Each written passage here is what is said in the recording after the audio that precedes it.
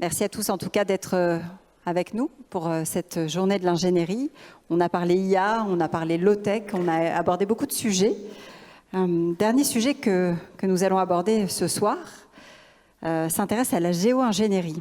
Pour freiner le dérèglement climatique, s'agit-il d'un problème ou d'une solution? Vous vous doutez que je n'ai pas la réponse, mais qu'en revanche, quelqu'un là, probablement, il est avec nous, c'est François Gémen, qui va nous éclairer pendant la demi-heure qui vient, avant de nous rejoindre pour le dernier débat qui portera sur l'ingénierie. Est-ce qu'elle permet justement de s'adapter ou non au changement climatique? À tout de suite.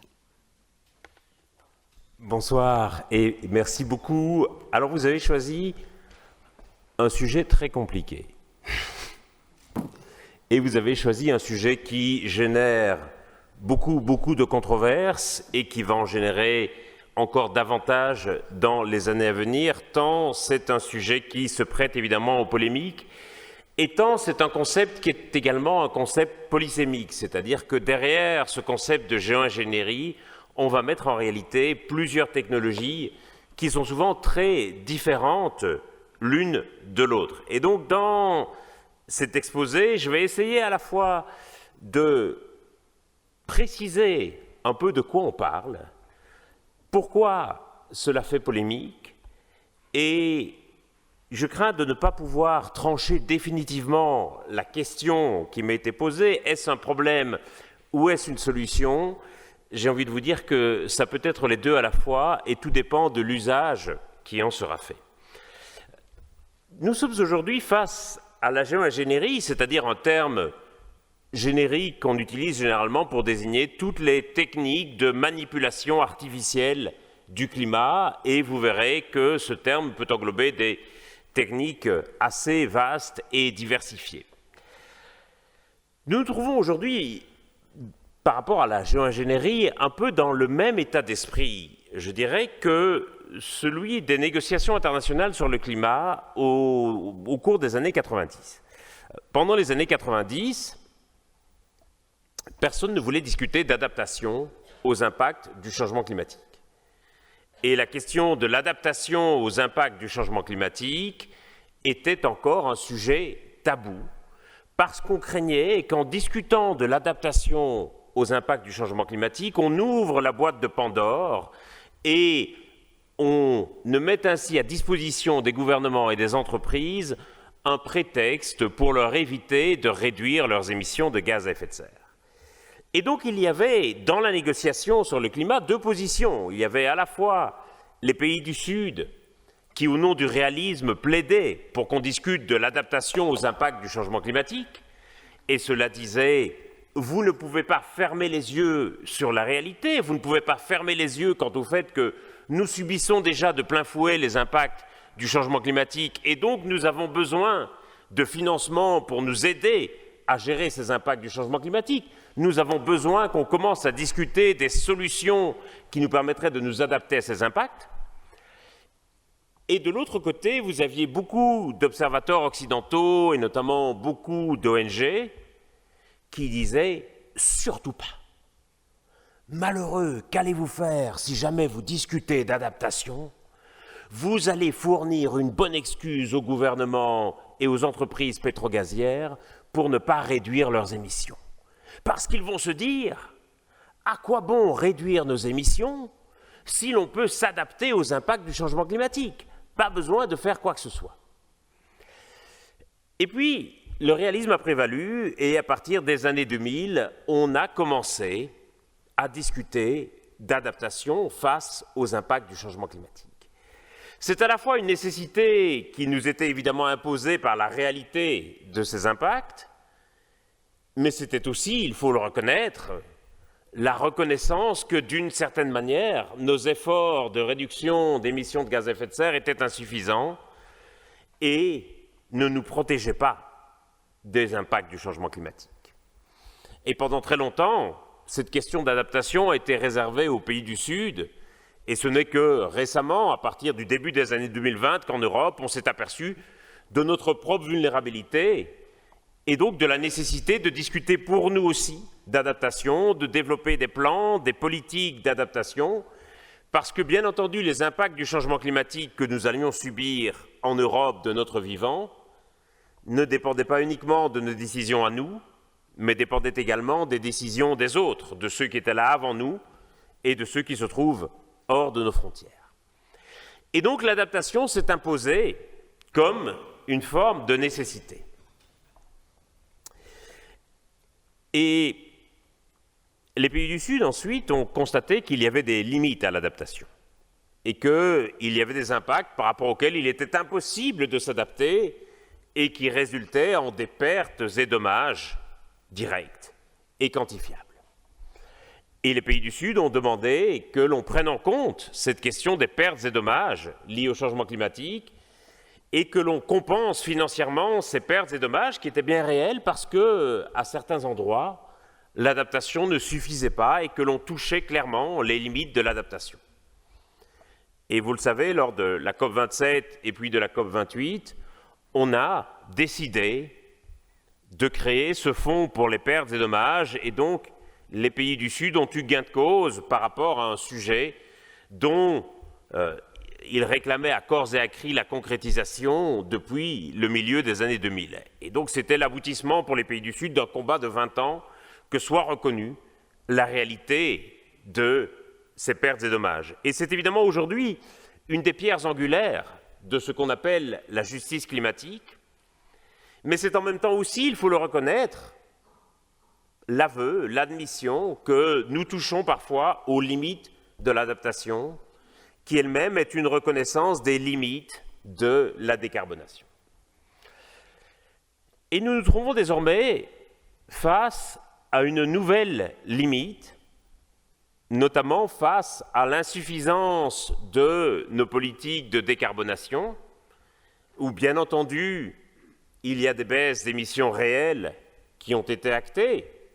Depuis 15 ou 20 ans, la quasi-totalité des pays industrialisés enregistrent une baisse de leurs émissions de gaz à effet de serre.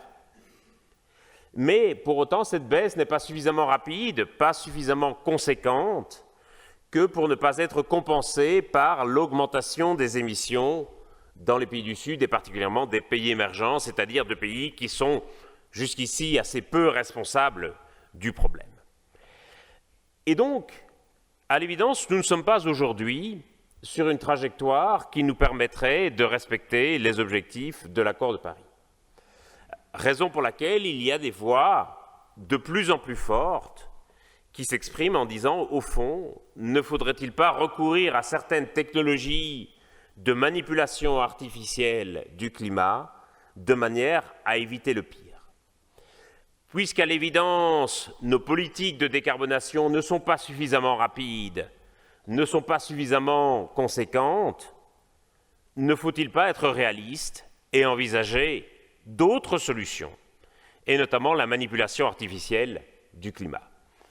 C'est par exemple une position qui est défendue par James Hansen, un des pères de la climatologie moderne, l'un des premiers climatologues à avoir sonné l'alerte, notamment lors d'une audition restée célèbre devant le Sénat américain, et James Hansen qui a effectué les premiers travaux de modélisation climatique, qui est considéré quasiment comme une sorte de Dieu le Père dans la communauté des climatologues, est sur cette position. Considère que, effectivement, manipuler artificiellement le climat serait en quelque sorte un moindre mal par rapport aux impacts catastrophiques qui vont s'en suivre si nous restons sur la trajectoire actuelle. D'autres, à l'inverse, qu'on va trouver tant parmi la communauté des chercheurs, y compris des climatologues, et surtout parmi les ONG, vont estimer que cette position est suicidaire et revient à abandonner tout simplement les efforts de décarbonation.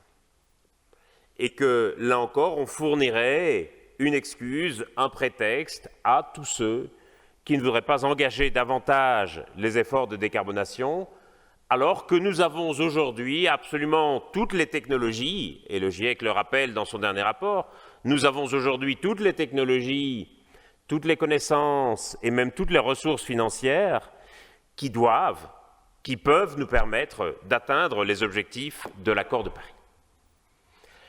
Et donc, Je pense que si nous voulons discuter sereinement de ce sujet, le préalable indispensable est d'arrêter, comme cela se fait parfois, de diaboliser l'autre camp et de ne voir dans les tenants de l'une ou l'autre position que des gens stupides ou inféodés aux intérêts fossiles. Quand j'ai commencé à m'intéresser à ce problème, il y a quelques années, j'ai été très marqué par la lecture de ces deux ouvrages que vous voyez à l'écran. L'un considère que la géoingénierie est, sinon la solution, au moins une des solutions à déployer aussi rapidement que possible. Celui de droite, à l'inverse, considère que la géoingénierie est une folie pure, et que nous nous improviserions démiurges et que ce serait le franchissement absolu d'une ligne rouge. L'un est écrit par le responsable des pages environnement du respecté magazine The Economist, l'autre est écrit par un philosophe australien. Je les connais tous les deux personnellement, et je peux vous assurer que tous les deux sont parfaitement engagés dans la logique de décarbonation. L'un comme l'autre sont tout autant préoccupés des dangers et des impacts du changement climatique. Ni l'un ni l'autre n'est lié au moindre intérêt de l'industrie fossile. Et chacun a écrit un livre extraordinairement convaincant. Si vous lisez celui de gauche, vous allez être convaincu qu'il faut déployer immédiatement des solutions de géoingénierie et vous allez chercher sur Internet quelles sont les sociétés qui développent des solutions et vous allez tout de suite souscrire des actions de ces sociétés. Si vous lisez celui de droite, vous allez chercher sur Internet les adresses de ces sociétés et vous allez aller manifester devant leur siège et faire un sit-in et entamer une grève de la faim pour que jamais on ne déploie ces technologies. Et donc, je conseille vivement la lecture de chacun de ces livres. Je vous conseille simplement, si vous lisez un, de lire également l'autre. Mais il y a un livre que je vous conseille plus que tout et qu'on va voir à la diapositive suivante. C'est celui-ci. Le Schtroumpfeur de pluie, une histoire des Schtroumpfs qui date de 1969, que je considère sincèrement comme le meilleur livre qu'on ait écrit sur le sujet. C'est une lecture imposée pour mes étudiants, tant à Sciences Po qu'à HEC. Pour ceux d'entre vous qui le cherchent ou qui voudraient le retrouver à la maison, c'est la deuxième histoire après le Cosmos Schtroumpf, qui est aussi une superbe histoire et une très belle réflexion sur la technologie. Et donc c'est l'histoire qui suit le Cosmos Schtroumpf. Et je ne vais pas vous dévoiler tous les tenants de l'histoire, mais en gros, voilà comment ça se passe. Le Schtroumpf bricoleur a inventé une machine qui permet aux Schtroumpfs de choisir la météo qu'il fera sur leur village. Et au début, tous les Schtroumpfs trouvent ça absolument formidable. Pensez, vous allez pouvoir choisir la météo, vous débarrasser de cette sale pluie qui tombe sur Lyon aujourd'hui, et au contraire, choisir un grand soleil. Le problème, c'est que les Schtroumpfs ont des intérêts divergents par rapport à la météo. Le Schtroumpf paysan voudrait de la pluie pour ses cultures. Le Schtroumpf poète, au contraire, voudrait du soleil pour trouver l'inspiration à l'extérieur. Et les Schtroumpfs vont se mettre à chacun guider la machine selon leurs propres intérêts. Tant et si bien que les Schtroumpfs vont évidemment se disputer et qu'il va y avoir un énorme conflit au sein du village des Schtroumpfs, et la machine va être sans cesse manipulée elle-même, tant et si bien que la machine va se dérégler. Alors, je ne vous livre pas la fin de l'histoire, vous irez voir vous-même, soit dans la bibliothèque de vos enfants, soit en librairie, mais cet album des Schtroumpfs pose en réalité toutes les questions fondamentales que nous devons nous poser sur la question de la géoingénierie. Est-ce que nous maîtrisons les effets secondaires de ces technologies? Qui a le droit d'utiliser la machine? Qui a le droit de choisir la météo et potentiellement le climat? Comment fait-on pour prendre une décision ensemble? Et la question éthique fondamentale, est-ce que nous avons le droit de manipuler ainsi le climat ou est-ce que nous nous improviserions des miurges? Et je vais venir à toutes ces questions, mais avant, il me semble utile, dans la diapositive suivante, de préciser de quoi nous parlons. Et j'imagine que je m'adresse à un public, sinon d'ingénieurs, au moins de gens intéressés par les techniques, les sciences et les technologies, mais je crois quand même utile de repréciser de quoi nous parlons, parce qu'en réalité, derrière ce terme de géo-ingénierie, on va souvent mettre des technologies qui sont très très différentes les unes des autres. Et vous avez ici sur ce dessin synthétique une sorte de résumé, de condensé des principales techniques qui sont discutées en ce moment et qui globalement se répartissent en deux catégories. Vous avez d'abord une catégorie de techniques qui vont chercher à capturer du carbone et à le stocker. En d'autres termes, à retirer du carbone de l'atmosphère et à le stocker généralement sous terre. Vous avez un autre ensemble de techniques qui, au contraire, va chercher à manipuler les radiations solaires de manière à faire baisser la température. Les premières cherchent à faire baisser les concentrations de carbone dans l'atmosphère, les secondes cherchent à faire baisser les températures. Je dois d'abord préciser que les secondes sont infiniment plus controversées que les premières, même si les premières ne sont pas à l'abri de controverses. Et donc, parmi les techniques qui sont envisagées ou déjà déployées pour capturer du carbone, vous avez des techniques qui vont permettre d'accroître la quantité de carbone qui peut être captée par les sols.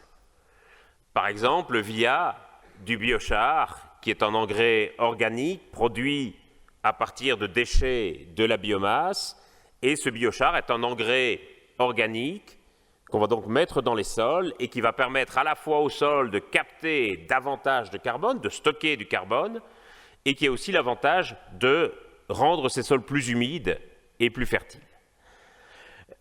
Mais vous avez aussi des techniques industrielles, plus artificielles, pour capter ce carbone, notamment lorsque vous allez faire ce qu'on appelle de la capture et du stockage de carbone, CCS en anglais, Carbon Capture and Storage, qui vise notamment à capter le carbone émis par des sites industriels et ensuite à l'enfouir sous terre.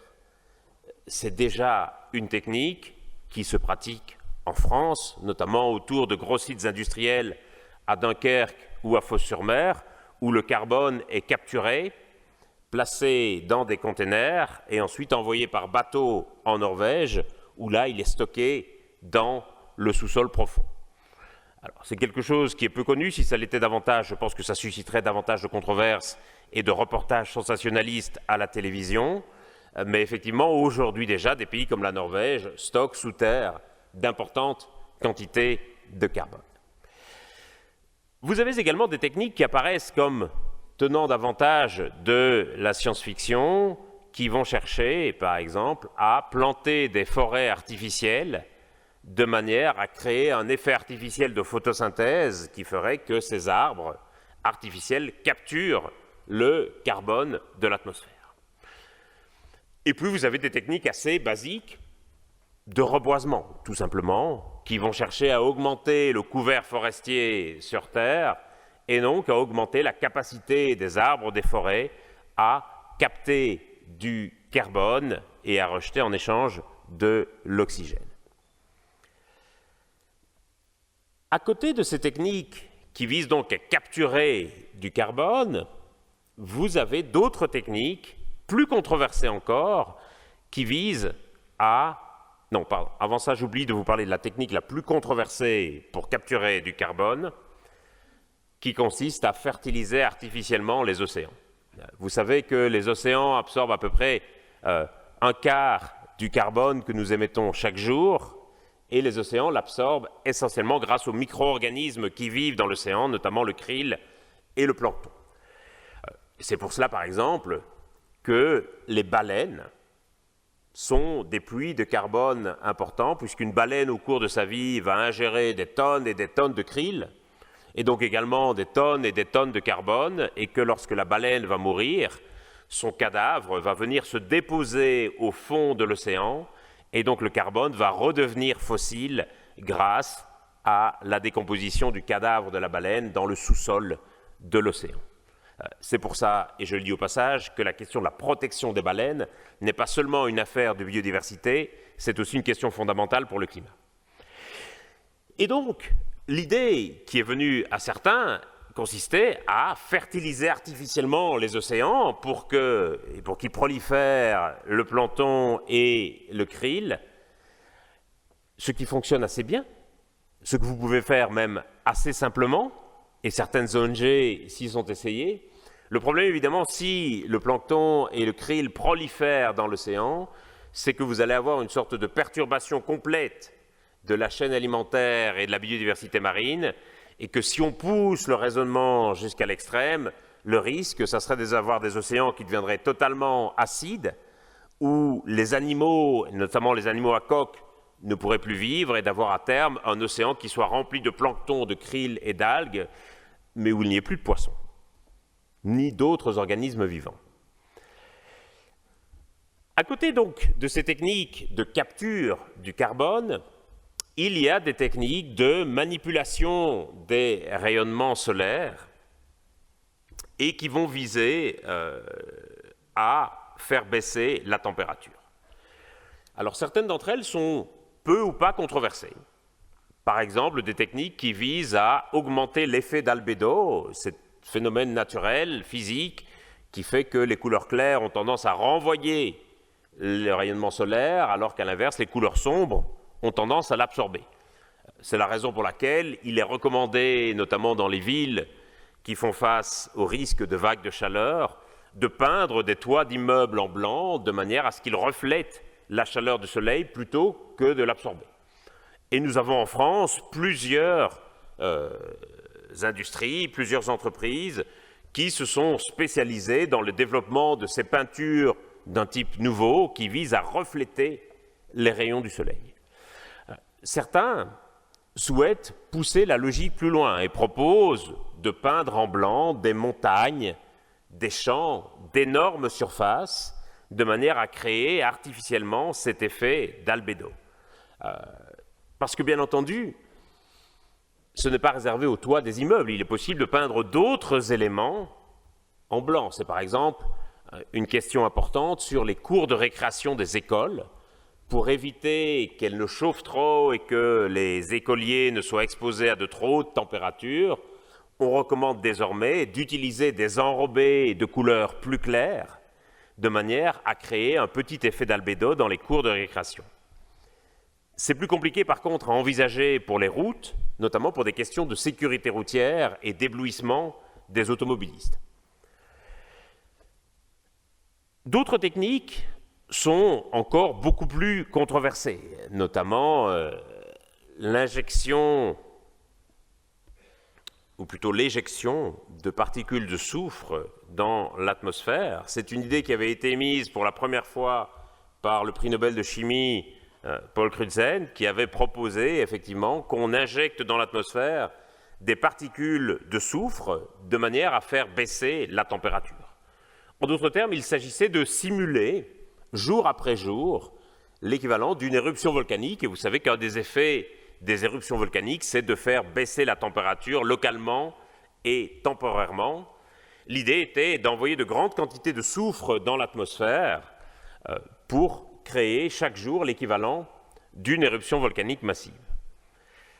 Le gros problème de cette technique, c'est que, outre de potentiels effets sur la santé publique qui avaient été peu mesurés jusqu'ici, le problème de cette technique, c'est que dès l'instant où vous arrêtez, la température remonte en flèche. Et que donc vous avez quelque chose qui devient absolument létal si jamais vous arrêtez, ne serait-ce que pour un jour, d'envoyer des particules de soufre dans l'atmosphère. Et puis, la technique la plus controversée de toutes consiste à envoyer dans l'espace des grands miroirs qui permettraient de refléter les rayons du soleil, ou alors, alternative, des membranes qui relieraient des satellites entre eux. On pense notamment aux satellites de Starlink, la société d'Elon Musk qui fournit Internet un peu partout dans le monde. L'idée serait de potentiellement relier ces satellites par une membrane de manière à créer une ombre artificielle sur Terre et là aussi de faire baisser la température. Et donc vous voyez que entre la municipalité qui va peindre en blanc les toits de certains immeubles ou utiliser un enrobé plus clair pour sa cour d'école et des méchants de James Bond qui vont envoyer des miroirs dans l'espace ou relier par des membranes des satellites entre eux, il y a un peu un grand écart. Pourtant, toutes ces techniques font partie de ce qu'on appelle la géo-ingénierie solaire, en sachant que certaines d'entre elles sont en réalité déjà pratiquées. C'est évidemment le cas pour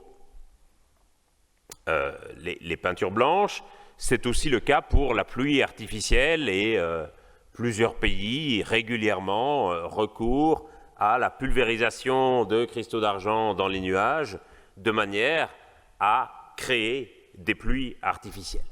C'est une technique qui est également pratiquée en France, notamment dans les vignobles du Bordelais. Je pense notamment à des producteurs de sauternes qui, effectivement, lorsqu'il ne pleut pas suffisamment, vont affréter un petit Cessna qui va faire le tour du vignoble et qui va provoquer une averse sur le vignoble. C'est pratiqué à beaucoup plus grande échelle, on le sait, par d'autres pays, par la Chine, par les Émirats arabes unis, etc. Et certains disent, au fond, c'est peut-être une solution à des problèmes de sécheresse ou à des problèmes de désertification. Pourquoi y a-t-il des gens qui meurent de sécheresse et de faim alors que nous pouvons désormais faire pleuvoir artificiellement? Et on voit bien que derrière ce vocable de géo-ingénierie, en réalité, on va souvent placer des techniques et des technologies qui sont extrêmement différentes les unes des autres, à la fois dans leur portée sur le climat, à la fois dans leur amplitude, parfois locale, parfois mondiale, et également dans les capacités qui sont nécessaires à les déployer. On va voir à la diapositive suivante. Ce qui est remarquable avec certaines d'entre elles, c'est que ce sont des technologies qui sont parfois à la portée du premier venu. En d'autres termes, il est possible parfois à n'importe qui et parfois à faible coût et avec des solutions d'ingénierie très très low-tech de déployer des solutions d'ingénierie, tel cet ingénieur qui envoyait des sondes remplies de soufre dans la haute altitude ou cette ONG qui avait au large de Vancouver affrété un bateau pour fertiliser artificiellement l'océan sur une zone découverte. Et donc, même si dans l'esprit de beaucoup, quand on parle de géo-ingénierie, on va parler de high-tech qui va nécessiter des moyens considérables en recherche, en développement et en expérimentation, en réalité, pour certaines de ces techniques, nous parlons littéralement de low-tech, c'est-à-dire de technologies à faible coût avec de faibles nécessités en termes de recherche et de développement. En caricaturant à peine, n'importe qui peut aller au Castorama du coin, acheter ce qui est nécessaire et développer sa propre technique de géo-ingénierie. Et donc le fait que ces technologies soient à la portée de tous, eh bien cela soulève évidemment des questions importantes, parce que ce ne sont pas des technologies qui sont uniquement dans les mains des gouvernements, ce ne sont pas des technologies qui sont déployées uniquement par des armées, ce sont des technologies qui peuvent être déployées par des groupes privés, par des entreprises privées, par des ONG, voire même carrément par des individus isolés et non contrôlés. Comme je vous l'ai dit à la dia suivante, nous avons certaines de ces technologies qui sont peu ou pas controversées.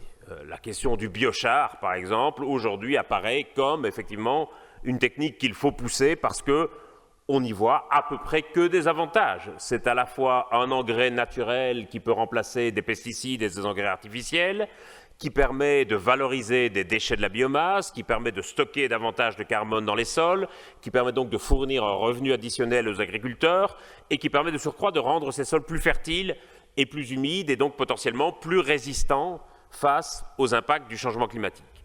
Et on voit que c'est une technologie qui permet à la fois de viser des objectifs de décarbonation, mais aussi des objectifs d'adaptation, puisque les sols sont plus fertiles et que donc les cultures deviennent plus résistantes face aux impacts du changement climatique.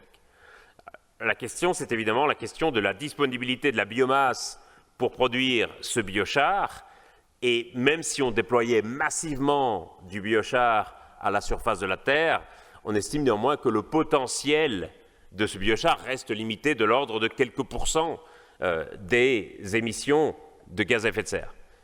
Ce qui ne veut certainement pas dire qu'il ne faut pas le faire. Et clairement, chaque pourcent va compter. Si on peut réduire, grâce au biochar, les émissions mondiales de 3, 5 ou 10%, c'est déjà ça de prix et c'est énorme. Autre technologie qui n'est quasiment pas controversée, c'est évidemment le fait de pouvoir peindre vos toitures ou d'autres surfaces en blanc ou en couleur claire. Et comme je le disais, plusieurs entreprises françaises se sont spécialisées dans ces types de peintures d'un genre nouveau. Et là encore, on fait appel à la technologie pour effectivement rafraîchir les habitations et donc rafraîchir également les villes. En réalité, je pense que, et on va le voir à la diapositive suivante, que si on veut essayer de synthétiser les enjeux qui nous sont posés par la géo-ingénierie, il est utile de se poser 3 types de questions. D'abord, qu'est-ce que nous maîtrisons en termes de technologie? En d'autres termes, est-ce que nous maîtrisons parfaitement les effets secondaires qui sont associés à cette technologie? Est-ce qu'on sait ce qui se passerait si jamais la machine tombait en panne ou s'il y avait un problème? Est-ce que nous sommes obligés de mettre en place cette technologie continuellement, jour après jour, ou est-ce qu'une intervention ponctuelle suffit? En d'autres termes, quel est notre degré de maîtrise de cette technologie? Sur la question du biochar ou des peintures réfléchissantes, jusqu'ici, on n'a guère identifié d'effets secondaires néfastes, sinon peut-être le fait de réduire un peu de ce fait une certaine forme de nécessité de réduire nos émissions. Sur d'autres technologies, je pense par exemple à l'émission de grandes quantités de soufre dans l'atmosphère ou à la création d'une ombre artificielle sur la Terre, on mesure encore mal et peu les conséquences en termes de santé publique. Quel serait par exemple l'effet d'une baisse de luminosité sur Terre sur la santé mentale, les dépressions et les suicides? Voilà un sujet qu'on n'a pas encore véritablement traité.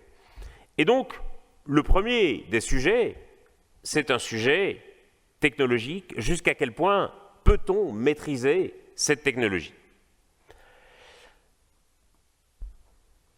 Un autre type d'enjeu qui est évidemment directement connecté, c'est la question des enjeux éthiques. Jusqu'où peut-on aller? Est-ce qu'on considère que la géo-ingénierie est un moindre mal? Ou est-ce qu'au contraire, est-ce qu'on va considérer que c'est le franchissement d'une ligne rouge? Un argument qui me semble éventuellement pertinent à entendre, c'est celui de ceux qui disent qu'au fond, le changement climatique en lui-même est déjà une forme de manipulation artificielle du climat. Et donc, cela dit, au fond, nous avons manipulé artificiellement le climat comme nous ne l'avons jamais fait en envoyant massivement des gaz à effet de serre dans l'atmosphère. Et donc, si nous l'avons manipulé dans un sens, pourquoi, au fond, nous interdirions-nous de le manipuler dans l'autre sens? Si le changement climatique est déjà en soi une forme de géo-ingénierie, pourquoi ne pourrait-on pas déployer des techniques de géo-ingénierie contraires pour essayer de ramener le climat à une plus grande stabilité et d'éviter les effets qui soient les plus néfastes? Alors, sur cette question éthique, chacun, évidemment, aura sa propre opinion en fonction de son système de croyances et de valeurs. Jusqu'à quel point a-t-on le droit de manipuler l'environnement? Et je dirais que c'est une réflexion, au fond, très personnelle, à laquelle il sera difficile d'apporter une réponse définitive, comme sur beaucoup de questions éthiques. Pourtant, ça nous amène à la troisième question. Parce que même sur des questions éthiques qui sont très personnelles, il y a des moments où les parlements doivent légiférer. Chacun aura son opinion sur l'euthanasie, par exemple. Pourtant, vient sans doute un moment où les parlements devront légiférer sur la fin de vie, et c'est un sujet qui, vous le savez, se pose en France.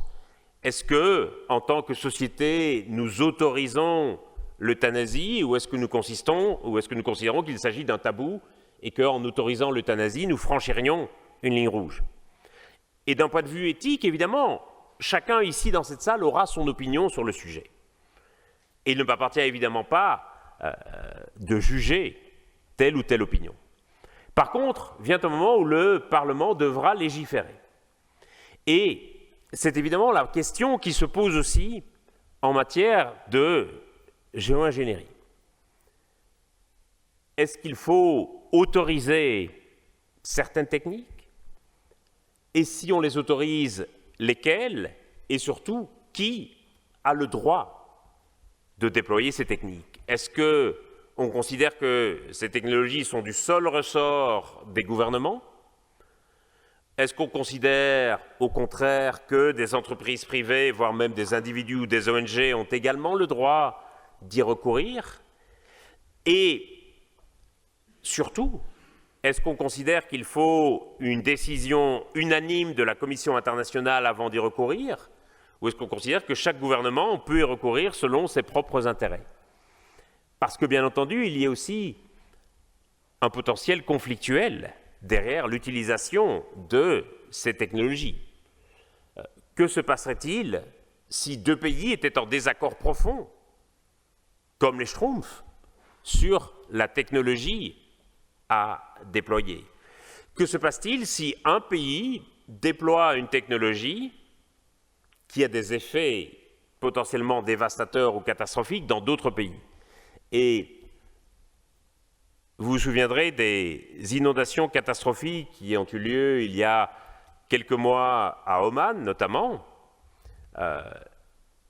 et où certains avaient émis l'hypothèse affirmée depuis, mais hypothèse légitime, que ces inondations auraient pu être dues à la fertilisation de nuages par les Émirats arabes unis et que ça soit une opération de géo-ingénierie qui est mal tournée, dont les effets n'aient pas été bien contrôlés et qui ait créé des inondations dévastatrices dans le pays voisin qui ont occasionné plusieurs dizaines de victimes. Alors l'hypothèse a été infirmée, reste qu'elle était plausible. On peut tout à fait imaginer qu'un pays manipule le climat à son avantage et crée de ce fait des conséquences dévastatrices dans les pays voisins. Qui décide de cela? En sachant que les niveaux d'investissement, comme vous le voyez, sont très différents selon les pays, et encore ce sont les investissements connus. Il est très vraisemblable qu'à côté de ces investissements connus, il y ait toute une série d'autres investissements qui ne nous soient pas connus. Et donc, on ne peut pas séparer complètement ces trois types de questions, parce que les questions de gouvernance sont évidemment intrinsèquement liées aux questions éthiques, et les questions éthiques sont évidemment intrinsèquement liées aux questions technologiques. Le problème, c'est que, à l'heure actuelle, comme on le voit dans la dernière diapositive, à l'heure actuelle, tout est permis. En d'autres termes, rien n'est interdit. Vous pouvez, en sortant, aller au Castorama du coin et faire votre petite expérience de géo-ingénierie. Personne ne vous dira rien, parce que pour le moment, ce n'est pas du tout un cas qui a été prévu dans le droit international. Et donc, à l'heure actuelle, rien n'est interdit, ce qui veut dire que ce sont des techniques qui sont disponibles pour chacun. Alors évidemment, on se pose la question de savoir s'il ne faudrait pas interdire ou autoriser certaines d'entre elles. Et c'est une question délicate parce que beaucoup ont peur que dès l'instant où l'on va commencer à discuter officiellement de ce sujet, eh bien, on va mettre son doigt dans l'engrenage et on sera forcément amené à autoriser certaines de ces techniques.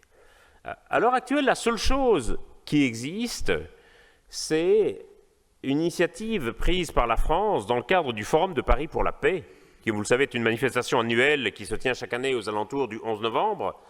Et dans le cadre de cette initiative pour la paix, la France a mis en place une curieuse commission, peu connue du grand public, la commission du dépassement climatique. En anglais, Climate Overshoot Commission, qui rassemble, je dirais, des figures qu'on qualifierait de sages. D'anciens ministres de l'Environnement, d'anciennes chefs d'État, et vous avez une sorte de quinzaine d'éminences qui se penchent sur, en gros, ces solutions extrêmes. Que se passerait-il si nous atteignions ces points de non-retour, ces points de dépassement climatique? Et un des sujets dont traite cette commission, c'est évidemment la question de la géo-ingénierie, qui est considérée, évidemment, dans le cadre de cette commission, comme une sorte d'option de dernier ressort en cas de dépassement climatique et d'atteinte de seuil de non-retour. Mais je pense que la question qu'il faut se poser, c'est de savoir si vraiment nous devons considérer la géo-ingénierie comme une option de dernier recours en cas de dépassement climatique, ou s'il ne serait pas utile de légiférer dès maintenant, de manière à savoir ce qui est autorisé et ce qui ne l'est pas. Il me semble en tout cas, et sans vouloir prendre ici de position définitive, que le débat gagnerait à être davantage exposé au grand public, et c'est pour ça que je remercie les organisateurs d'avoir mis ce sujet à l'agenda aujourd'hui, parce qu'il me semble qu'il s'agit d'un sujet important vis-à-vis duquel le public doit être informé, de manière à pouvoir avoir un débat serein et démocratique sur ce qui est autorisé ou non. Et il me semble aussi que nous gagnerions beaucoup à pouvoir davantage différencier les techniques et les technologies, de manière à pouvoir discuter de chacune d'entre elles et de ses mérites et risques comparés, plutôt que d'en discuter uniquement sous l'angle du label géo-ingénierie, qui, comme je vous l'ai montré, rassemble des techniques qui, au fond, ont assez peu de choses à voir les unes avec les autres. Il me semble en tout cas que c'est dans cette voie que nous pourrions aller, et que c'est ça qui permettrait de construire, je l'espère, le débat public le plus transparent et le plus informé possible, qui, je l'espère, est vieux fantasme de chercheurs qui ne regarderaient pas l'actualité ni les chaînes d'infos, qui croient encore que le débat éclairé peut amener à prendre de meilleures décisions. Voilà, merci beaucoup.